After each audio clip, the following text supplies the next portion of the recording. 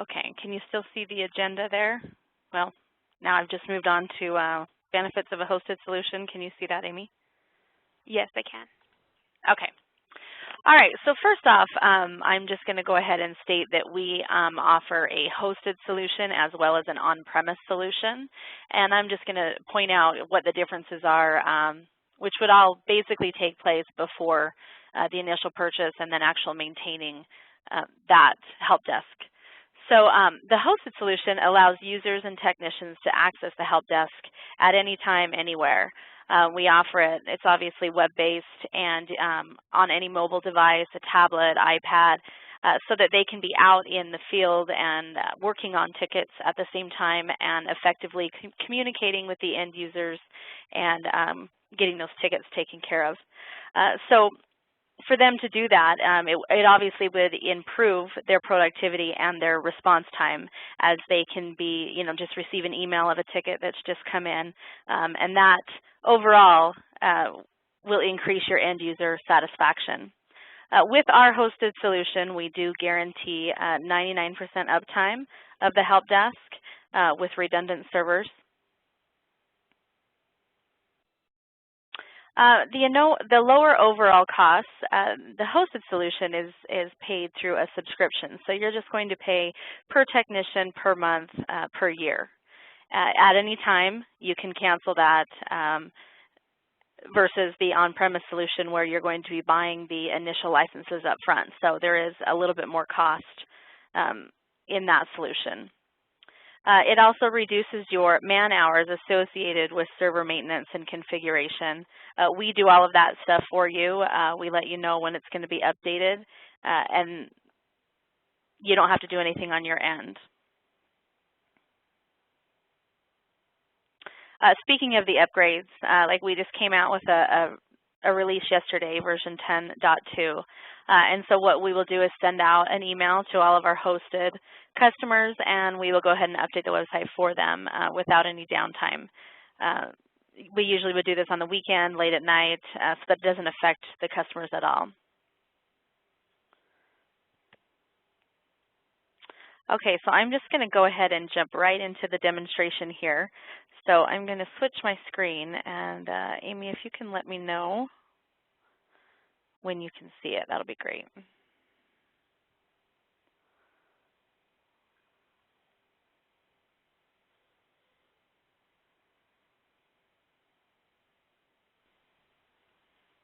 It looks like I can see your screen now. Okay. All right, so what I'm going to do is just go ahead and log in as the admin user, just so that you can see how easy this is to set up.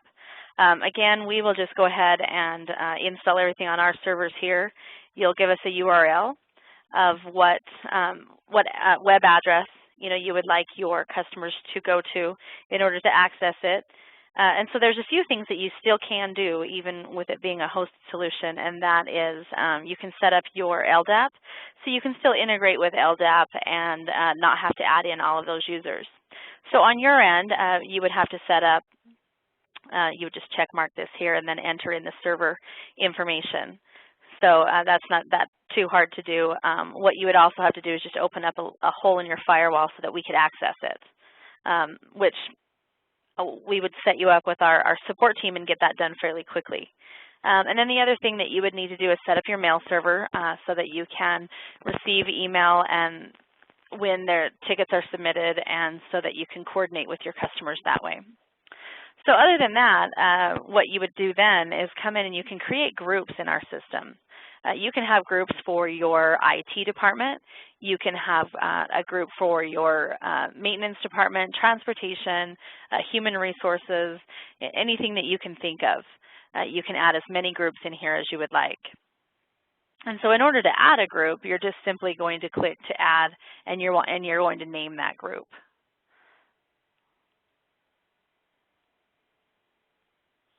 Now, when adding a group, you do have a few options here.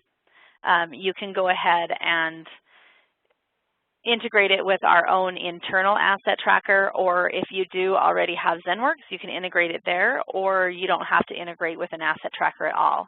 And the asset piece I'll go over a little bit later on in the demonstration, but when setting up the group, you can make that selection here, or you could run a group for a certain amount of time, and if you decide to incorporate the asset tracker, you can always come back in here and change that. As far as the permission models go, you can have different permission models for different groups. Let's say your human resources department, they do have more restrictions than maybe your tech department. So you can set up a human resources permission model that is just meant for that group and anyone submitting tickets there. So I'm just going to go ahead and show you one of the groups that we already have set up. So this tech services group, you notice we went ahead and integrated it with our own asset tracker. And then the other things that you can do to make this customizable to you is add categories and category options. It's fairly simple. You just click on these buttons up here to add one and just simply type it in. And so here's some examples of the things that we have set up. So we've got hardware. This would be the category, and then the category options underneath would be anything that would fall under that under hardware. So keyboard, monitor, printer, anything like that. And what happens is when end users go in to put in a ticket, they're basically going to categorize what their problem is, and then our system enables you to auto-route those problems to certain technicians. So if you have a technician that maybe only works on printers, you can make it so whenever that category and category option is selected and it is a printer issue, it's automatically routed right to that technician. And so as far as the routing goes, you can get very, very specific by routing it by just the category option here, or you could simply do, somebody that you have a technician that does all of hardware, you can route everything by that category to them, or you can simply do it by a group or even a location. And I'll show you how you set that up as well. So over here on the right-hand side that you're seeing, you'll see some group roles. You can add managers and technicians right here, or you can also add them just on the user account screen. You can assign them to a group as a manager or a technician.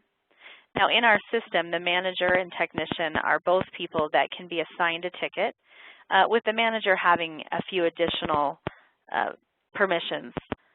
And I will show you the differences between that as well. So over here, what you're seeing logged in as the admin, these are all of your options to go ahead and set anything up in the system. So we went through groups. Locations, you can add as many locations as you need.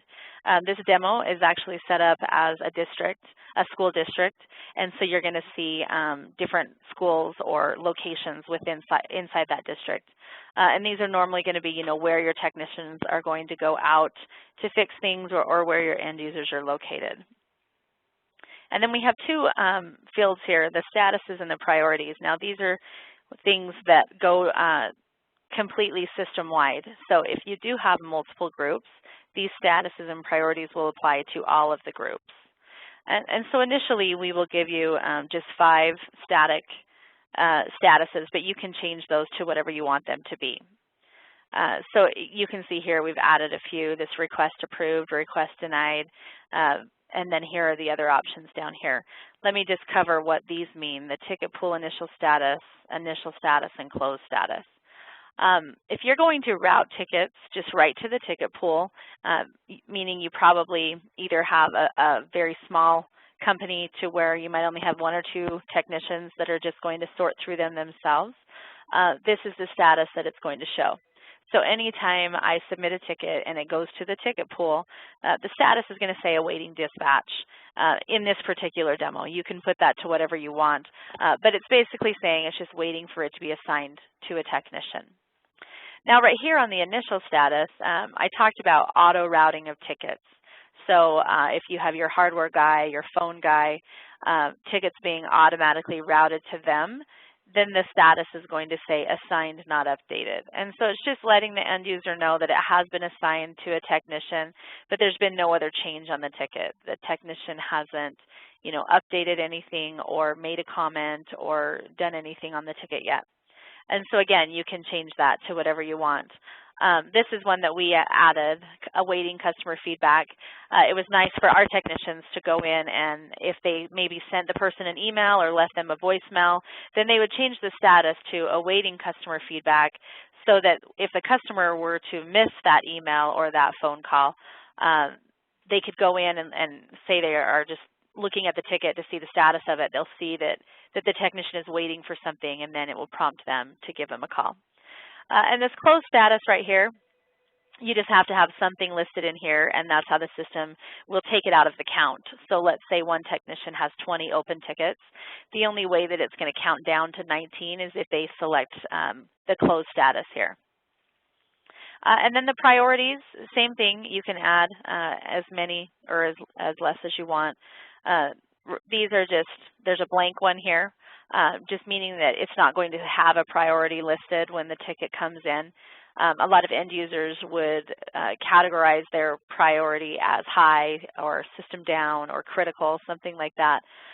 But most of the time, you know, I would say 99% of our customers have them come in at a low priority, and then it's up to the technician to change that so that they know, like if it's a server down or something, that's obviously going to be something that's a higher priority there, but it's not for the end user to make that selection. So over here on the right-hand side where you're seeing text, gray, yellow, orange, red, this is just, if it has a color there, like the yellow or the orange, when the technician logs into their help desk, based on that priority, it's just a quick glance, and they can see which ones are red, so they can see quickly which ones are a high priority. If it says text, then it just displays what is written here on the left-hand side. So like I said, the statuses and priorities will go straight across the board for everyone. Now here under assignments, it's really easy to make an assignment. As soon as you create a group, this ticket pool, if you notice ticket pool text services, that will automatically be created for each and every group. But you can go in and create additional assignments if you want to auto route things to certain technicians. So I'm just going to show you how simple it is to do that. So I'm just going to select my group here, and then I'm going to select my technician. And then my options here are to go ahead and assign this technician a group, which means they'll receive everything that comes into that group. That helps, like with human resources, you might only have, you know, one person that needs to see everything in that group, so it all goes to them. Or you can do a category assignment. And so if I wanted to say, okay, Gus is going to be, he's going to do everything with phones, then I would just simply select phones and then save that, and then everything that comes into this group with that category will go right to Gus. Now, if I wanted to get even more specific, let's say underneath my hardware, underneath hardware here being the category, maybe this guy only does monitors and somebody else would do the keyboard or the computer or something like that. So you can get as specific as you want here, or you can be very generic as well. Again, you can also do a location. So if you have one technician that just covers certain locations, then you can make it so whenever a ticket comes in from that location, it's routed to that technician. So this is how easy it is to go ahead and set that up. And then we also have some custom fields, and I will show you that inside of a ticket, but a custom field is just basically additional questions that might need to be asked. So if our category is printer, or category is hardware, the category option is printer, and let's say you want to know if it is a DeskJet or a networked printer. You can ask those additional questions so that the technician can get as much information as possible right from the beginning before they start to work on the ticket. Now, custom fields are things that can be added at any time. So if your technicians are continually seeing the same types of questions come in, or they're needing to ask the same types of questions, you can just go ahead and put those right on the ticket so that it just cuts that time down and they can get the ticket solved quicker. So that's just the basic setup right there. I mean, other than that is the permission model. We have a default permission model, and you can see everyone, these are all of the groups that are using that default. But like I said, you can create different permission models for different groups. And this is what it looks like. You can get very, very specific on the ticket itself. That priority that we talked about, if you don't even want your end users to see that on the ticket, you can just go ahead and take that off. So I would come here to roles, and if you notice, right now it says technician and user. But if I take the user off, then only the technician is going to be able to view that priority or change that priority.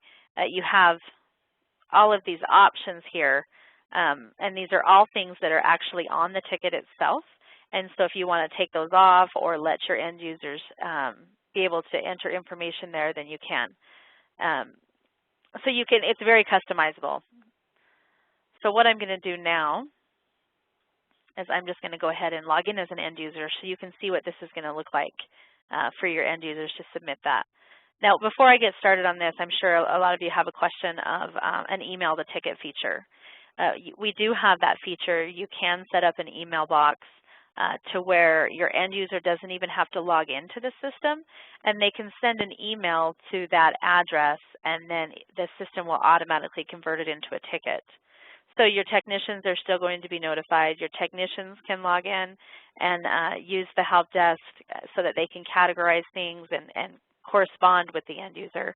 But the end user doesn't ever have to actually log in.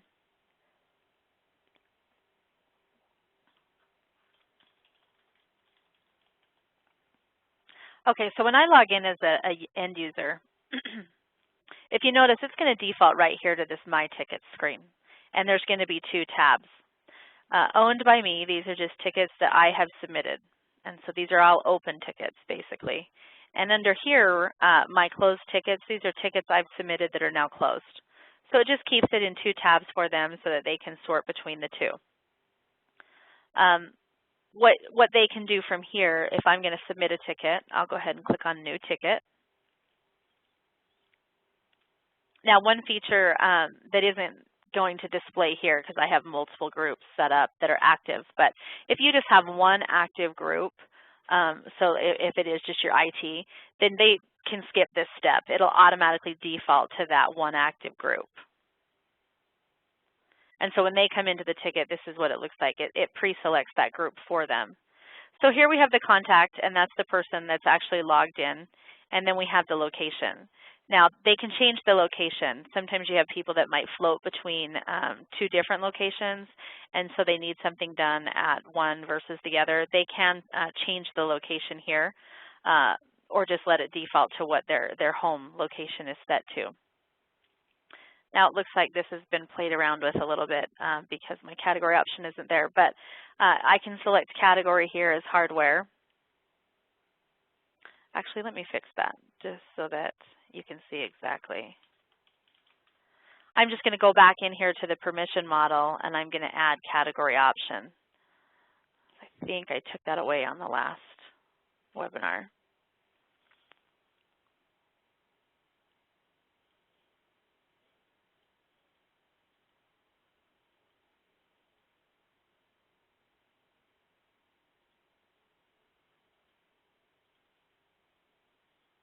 Okay.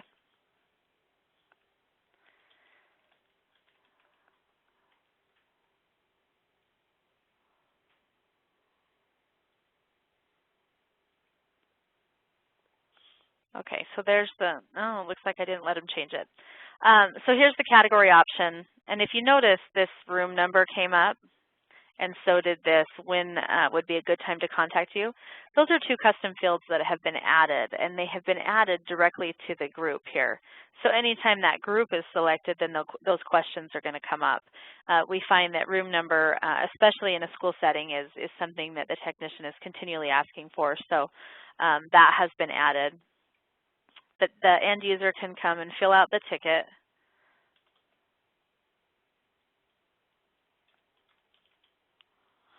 And if you notice, anything that has an asterisk is something that has to be filled out. But these ones that are grayed out, it's because we've made it so that the end user can't make that selection there. We're doing that part for them.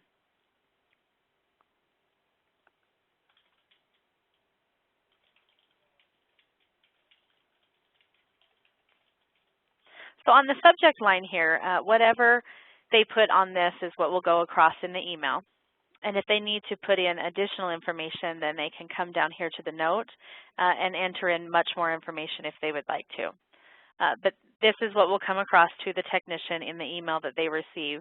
And then also, if you're doing an email to ticket, what they put in will go here in the subject area. So they can fill this out and then add an attachment if they want to. But if they don't have one to add, then it's as simple as that. They're just going to click Submit Ticket.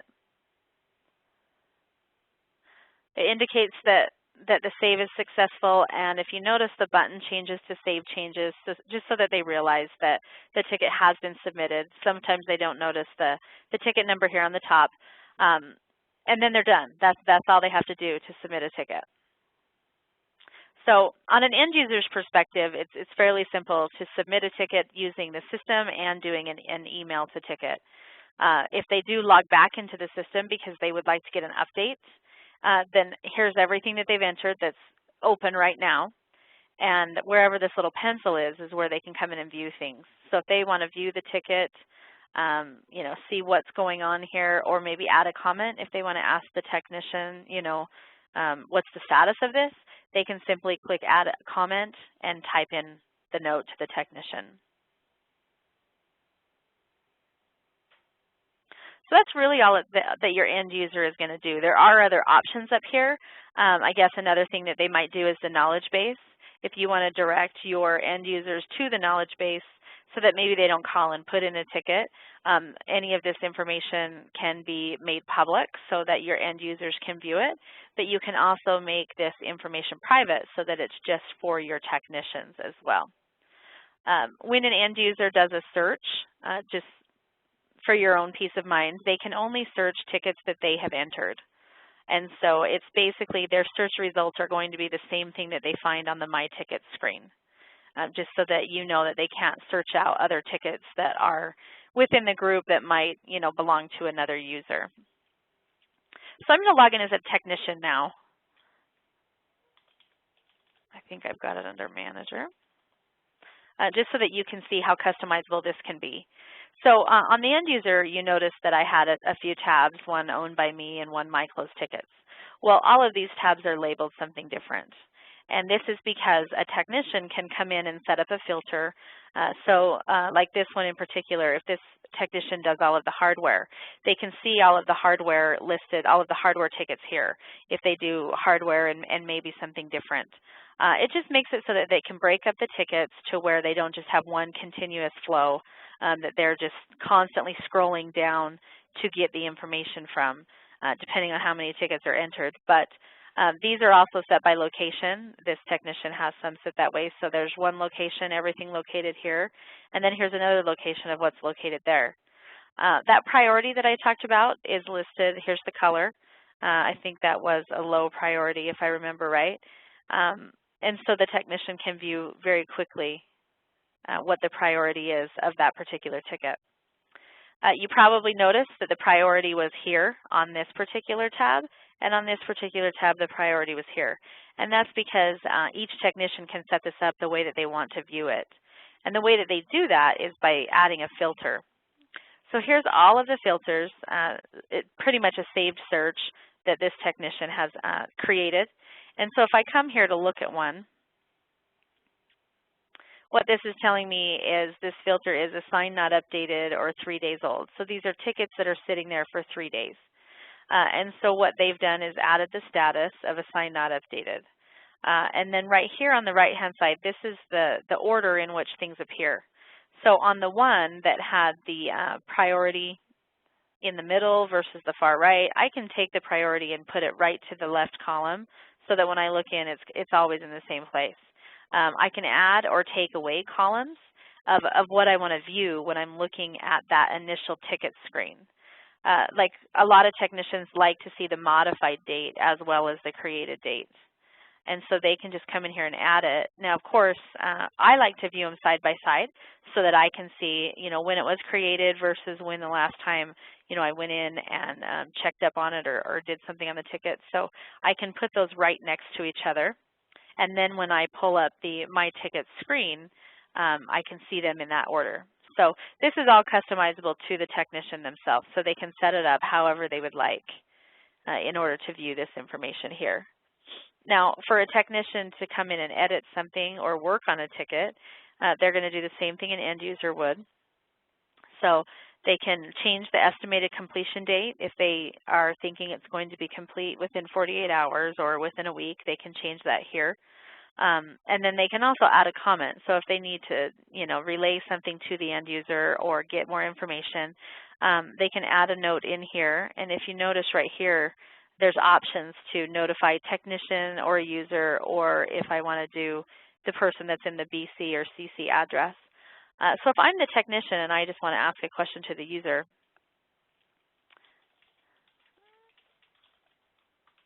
I'm just going to go ahead and select the user option here and save that.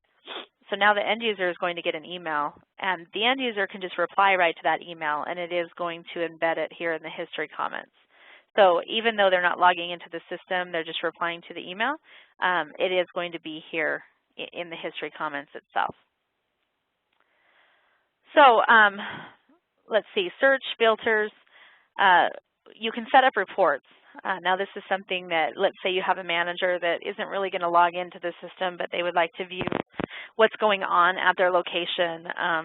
You can set up, as the technician or the manager, you can set up a report here and have it automatically be sent to that person. So if you notice here, these are all of the reports that I have set up, and some of them say that the recurrence is not set, just meaning that it's not being automatically sent out. It's a report that I might come in and run for myself on a weekly or monthly basis or just periodically. But these ones where it is running, I'll go ahead and show you that, to where you can go ahead and send that email out to the manager or the director over that department. So here we've set up the report itself, asking or telling it how to group it. So this particular report is for the junior high, and we're grouping it by technician. And then you can always drill down and get further information on the reports. And so once we group it by technician, so we want to see all of Gus's tickets, we can then drill down and see what those tickets that he has, what the status of those tickets are. So this is telling us it's in PDF format, but we can also do HTML, Excel, or a CSV file, any which way you want. And then this is telling us it's a bar graph. And then here is where the scheduling comes in. I'm telling it to send it weekly, every Monday. I started it on 5/15/2003, and I, of course, am going to set it to end never because I can just come in and end it when I want to. Or let's say, this report only needs to be sent for 3 months. You can tell it to quit after those 3 months. And so right here, you're telling it who to be sent to and the subject, and then if there's a body of the email. And so what will happen is once that's going, whenever you set that up, that's going to be sent to that manager or director so they can view the information that they need to without having to actually log into the system. Okay, so I want to just cover templates real quick. Templates are a pretty neat feature to our system. Templates can be used a few ways. Let's say you do have a call center, or you're continually getting the same ticket all the time, maybe to reset a password or reset my phone password, something like that. Here I've got the different groups at the top. So under tech services, here's this password reset. What I can do as the manager is come in and set up this template to where my end user, basically all they have to do is launch that ticket template, and their name will be here in the contact and their location, and then they can send it. And so they don't have to enter in, they don't have to select the category option or enter in a subject. It's just something that you've created for them that makes it a lot quicker. Companies that have a call center, this really helps too, because sometimes you get the same phone calls over and over and over, and you of course want to document all those. And so rather than that technician entering everything, they just simply create a template, and then they can launch it each and every time that call comes in. These templates can be set up so quickly too that let's say the phones went down or something went down that day, and if you do want to track every person that called in, you can quickly create the template and then launch them as well. Now, another thing that you can do with ticket templates is you can set up some workflow. like this particular one, this new hire, if you notice it says it has 7 child tickets in it. I can come in here as the manager and set up a bunch of different tickets that would need to be done when a new hire comes on. You know, we have to set up their phone, the network, we have to set up their desk, things like that. So I create each ticket, and then under the workflow piece, I'm going to tell it to go ahead and enable the workflow, and then I'm going to set up the steps. So it's just simply dragging and dropping those tickets that you created. So what this is telling me is when the setup desk or the user added to directory, when those 2 tickets are set to closed, the system's going to automatically launch the next 2 tickets. When that one is set to close, it's going to launch the next one. So it just goes in an order that you don't have to manage yourself. The system will do that for you. And then one of the last things that it will do is it can automatically send out tickets for you whenever they're needed. Like this one in particular, this is for the HVAC system. If it's something that needs to go out, say, once a month, or, you know, at certain places they might, you know, do something with the air conditioner at a certain time of year. Well, rather than have to come in and initiate that yourself, you can set up this template, and then under this tab right here where it says Recurrence, you're just going to tell it how often to send that ticket out. And then as a manager or a technician, you don't have to spend your time submitting those tickets and then working on those tickets. The system will do that for you. So I said I would get into the assets piece, and so I'm going to show you that.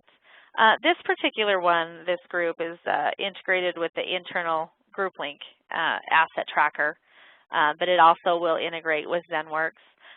You can import assets from a CSV file to where they're all listed here, or you can add them manually, whichever way you want. These ones have been imported, and I'll just show you the information that you can enter. There's only 4 required fields, and that would be the asset number, the name, what type of asset it is, and what status it is. And those are things that you would set up beforehand. But then you can go in and notice all of these tabs here at the top. You can store accounting information if you need to. The associated tickets, oh, that wasn't a good one. Let me choose this top one because I know I've attached stuff there. Associated tickets, this is where on the ticket itself, if there's an issue, you can attach an asset, or the technician can attach an asset to that ticket, and then you have some sort of tracking as far as, you know, what's happening with that asset. So if you need to purchase new computers, you can come in and run a report to see what kind of problems that computer had on the ones that you currently are using to see if it's something that you do want to repurchase. So there's a software licenses tab where you could attach licenses to that particular asset. The remote management feature so that you can dial in and help customers that way. And then we have the asset history. So these are the ones that will come default. Now, these ones to the right, this Brenda's tab, oil changes, parts, and Robin's tab, these are custom tabs that you can add if you need to put in some information that might not be with the default groups here. So this particular one, oil changes, we have a transportation department set up. And so we've added this extra tab so that we can keep track of when the oil change was done on a particular bus or car and what that VIN number is.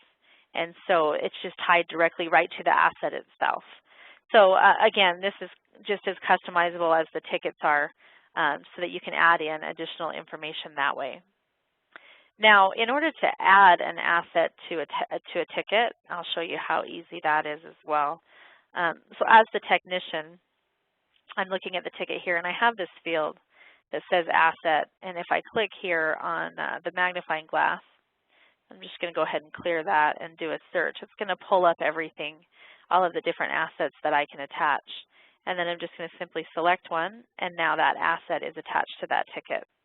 And so I know that whatever happens on this ticket, it will be attached right to that asset. So that's how simple that is as well. Now, one last thing that I'm going to cover before I can go ahead and answer any questions that you have. There is a scheduler in the system, so you can schedule items to run automatically without having to go in and initiate it yourself. Right here,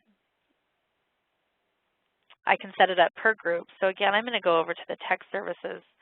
And now one that we like to do here is this bottom one that says resolved to closed. What we do is, we might select or change the status to be resolved. So it's saying that the current status is resolved right here. And then 10 days after that, modified date, because changing the status would have made it modified. We want to automatically change the status to closed, and we want to send an email to the contact. So you can put whatever you want here in the email, so your technicians just set things to resolved, and 10 days might be a little much, but if you want to give the end user 3 days to make sure it's working correctly, then you can set that to go from resolved to closed without the technician having to actually log in and do that themselves. And so there's a lot of different scheduled items that you can run, like this one in particular, the 1 hour first response. This is, if you do have some sort of SLA that it needs to be looked at and something done on the ticket within an hour. If it comes in to whatever status, assigned not updated, these are ones that are being directed right to the technician. It's going to, from 1 hour after that created date, it's going to send an email. So to whoever it was assigned to, if they haven't gone in and updated the ticket or made a change there, then 1 hour later it's going to send that technician an email to remind them again that, you have this ticket out there that you need to go and do something with. Our SLA wasn't met, and so something needs to be done there. So there's a lot of different options that you can run with the scheduler, all of which involve changing statuses, priorities, or just simply sending an email as a reminder, and you're just basing it off of the current statuses or current categories. So, you could have a ticket come in and have it be a server if server is the category, and you can have it send emails to certain people, or it can change the priority or change the status there. So the scheduler is a really neat feature for managers and technicians to be able to do things in the system without having to actually log in and be constantly looking at it. So I think that's pretty much it for just a general overview of the system itself. The look and feel of it is going to be exactly the same on a hosted solution versus if you're running it on-premise. But the benefits to the hosted solution are that we manage everything. We update it. You're always going to have the latest and greatest of the software with no downtime. So that's the difference there between the two. So I'm going to turn the time back over to Amy. And if you have any questions, we can go ahead and get those answered. All right, thanks, Catherine. Again, if anybody has any questions, please put them through on the chat or the Q&A. And Catherine, I have seen just a couple of questions come through for you. First of all, you talked about routing the assignment by location. But if one technician was assigned to a location and another technician was assigned to a category, for example, which takes precedence, or how does the system handle that? The category would.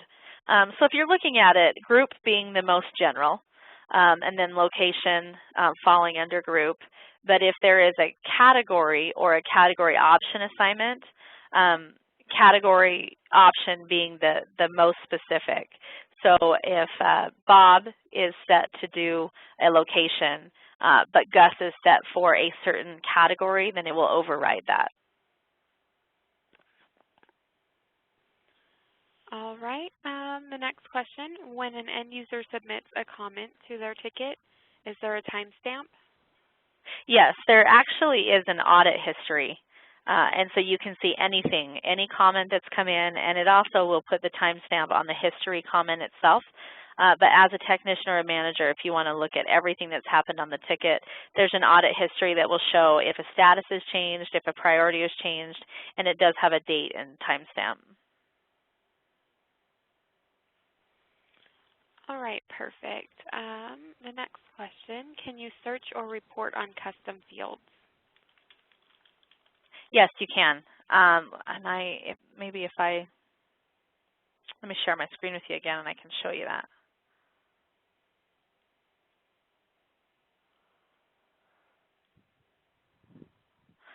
So here when you're doing a search, if if you notice, I'm going to click the down arrow here, and there's in gray it says ticket fields. So this is anything that's on the ticket itself that are pretty much what we've entered or what we require. But then at the bottom there's custom fields here. So you can select a custom field and then do a search on that.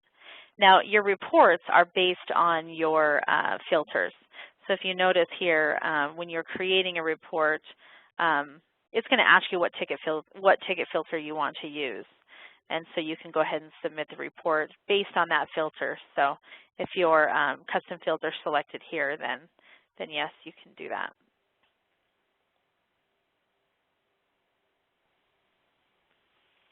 Okay, I see another one. With the scheduler, can you set up an auto email to send the end user with troubleshooting tips, attachments, etc.? You could come in if you wanted to maybe do it by category. So let's say, or category option. Let's say they, select phone or something as their category or category option.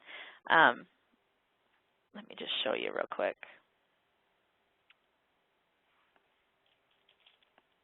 So here I could say, okay, if the category is training and the category option is email, 1 minute after that comes in, I can send an email. And so under here, you can send it to the assignee would be the technician, but the ticket contact would be the one that sent it in. So you can send in a ticket contact, and within there you could type in a link, but you can't go ahead and add in an attachment. But you could type in maybe a link to the knowledge base or something else that you have in order that they could click there and go read that.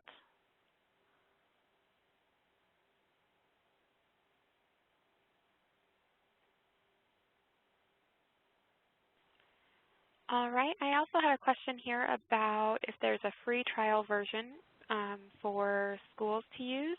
And I will go ahead and put that, the links to that in the chat box for everyone. We do have 2 different versions that are free. There's a 30-day trial version that has all the full features. And then there's also a free version, which is limited to 3 technicians and has a couple of other minor limitations. But I'll go ahead and put both of those links in the chat box for everyone.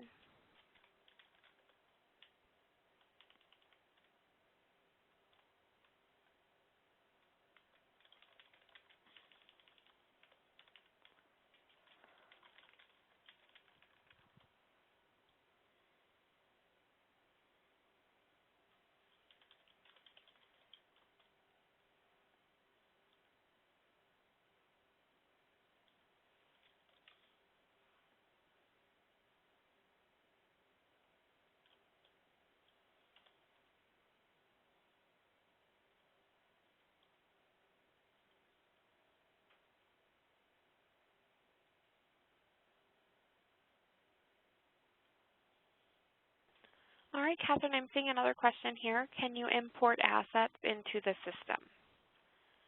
Yes, you can import assets into the system. Right here under the Assets tab, there is an import option, and you can browse to the file, and it can be a CSV or an Excel CSV file, and you can import them that way. So the only things that have to match up are those required fields. So you have to have, like right here when adding an asset, you have to have an asset number, a name, an asset type, and an asset status. So within your spreadsheet, that would need to be in there, and then you can go ahead and add in the rest of the information after that, or you can import that as well. Just a quick note on the assets, if it has EHD in parentheses like it does right here, that means when it says owner, it's somebody that's been added into EHD, just like the location, the group, category or category option, that stuff is already in the system. But this other things like model number or serial number, it doesn't have to be found within the system itself. So in your Excel spreadsheet, if you had, asset number, name, type, and status, and then model number, serial number, that would automatically import from that CSV file.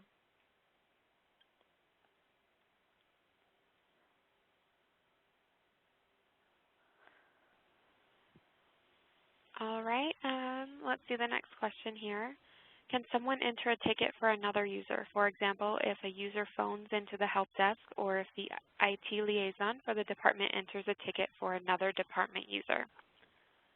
Yes, they can. That contact, if they're a technician, they can. A simple end user, when they log in, it's just going to be their own name so that they don't have the option to go ahead and select tickets for other people. But if they are a technician or a manager, then they can change that contact.